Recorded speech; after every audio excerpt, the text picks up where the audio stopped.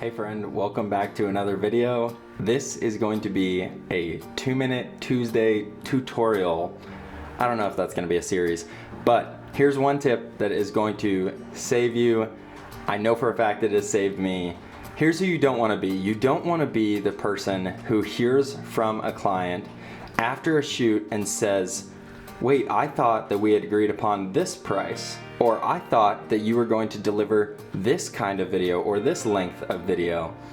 You do not want to be that filmmaker, that videographer. So here's how you avoid that.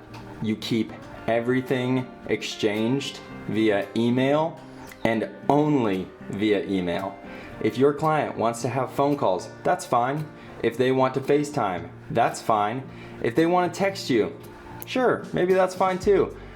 But you, every time you get off a FaceTime, every time you get off a phone call, every time you receive a text, you are going to send them back confirmation of what they said and what you said and what is agreed upon via email. And here's why. A, you don't want to be that person that I described. B, the reason you're going to avoid being that person I described is because when you exchange communication via email, everything will be time-stamped, dated, and it will be easily located. I didn't mean to rhyme, but it worked.